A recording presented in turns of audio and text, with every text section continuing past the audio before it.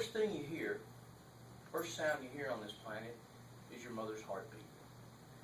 And the djembe drum captures that essence. It gives a heartbeat, if you will, or a rhythm of life. What I'm going to do today is explain to you guys basically how the drum's put together and give you a general idea of how to play the drum. I started playing drums in 2008, and I had the honor and privilege last year of working with a gentleman named Shorty, who in the world of building djembe drums is known as one of the best. Drumming is my passion. Drumming relieves stress. The medical field has found that drumming does other things also. We'll go into that in just a few minutes. But let me first talk about how to make the drum. The first part of the drum, or main part of the drum, is the shell. If you notice, the shell is large at the top, smaller at the bottom, and very small in the middle. That helps with the sound. You strike the drum on the top of the drum, or the head, and the sound is forced into the small chamber and compacted, and then it explodes out the bottom. The second part of the shell is made of wood, and there are different sizes and shapes. This is a shell from the African country New Guinea. This drum is very popular among the pygmy tribes. That was a joke, you guys can laugh. The shells are made of different wood, different sizes, and different shapes, and they all have to do with the sound of the drum. Okay, next let's talk about the rings and the ropes. The drum is held together by 3 rings, normally made of metal and rope. Your smallest ring is the base ring, then you have the top ring, and then you have what's called a flesh ring, which is wrapped, or the head of the drum is wrapped around. Okay. Your bottom ring and top ring have cloth wrapped around them. There's ropes looped around the bottom and top ring, and then there's another series of rope that is tied vertically all around the body of the drum, and that helps to tighten the drum. You take the head of the drum and you wrap it around the ring, and you insert it into the space that's between the top ring and the top of the drum. Okay, now that we've talked about the rings, let's talk about the head of the drum. The head of the drum in African tradition is either made from the skin of a goat, which looks like this before you turn it into a ring, or the hide of a cow. Okay, the way you get the circle, you soak the skin in water from 3 to 5 hours.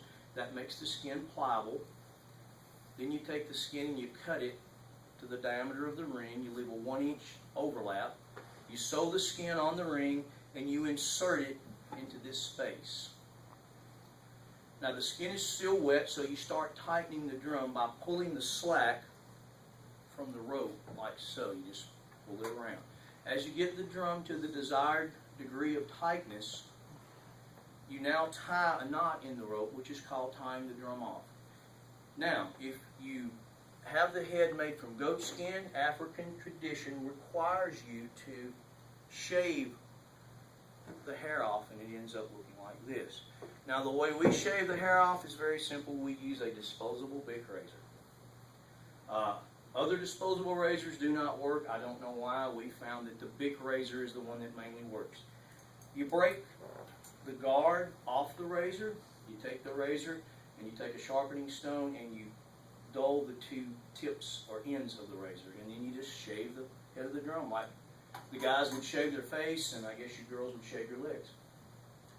After that, you tighten the drum a little more, and then the process requires patience. You take a women's pair of pantyhose and you wrap around the top of the drum.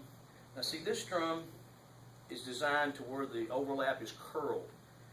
This drum, the overlap was cut away from. What the pantyhose does is it holds the curl, or it holds the overlap straight if you're not going to curl it, and doesn't allow it to wrinkle.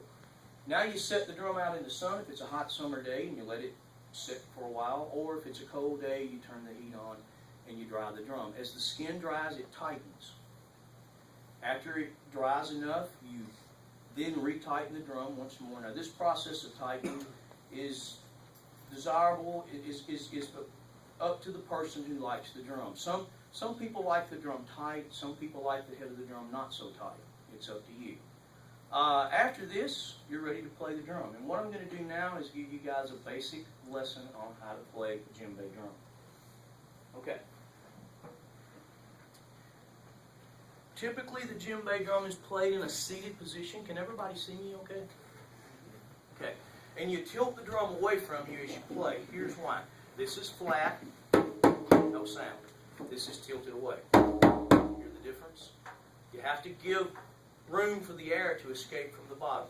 The first sound I'll tell you about is the bass sound. You just simply take your hand and strike the center of the drum like you would dribble a basketball.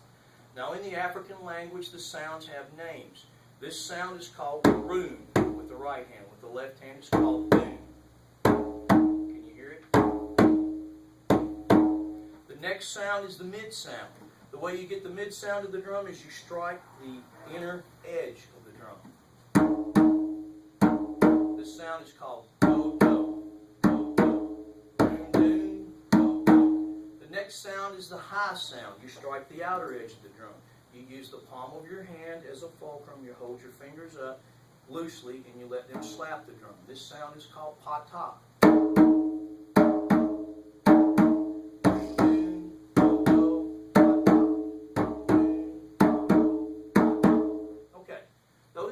Basic sounds from a djembe. Now, in conclusion, I'd like to talk about the medical benefits of drumming. The medical field has found that drumming increases your endorphins, which makes you more happy and productive. Also, it increases the effect of the production of the NGK cells in your body, which are the cells that ward off infectious disease. So not only is drumming the heartbeat of life, it also helps to make your heart more healthy and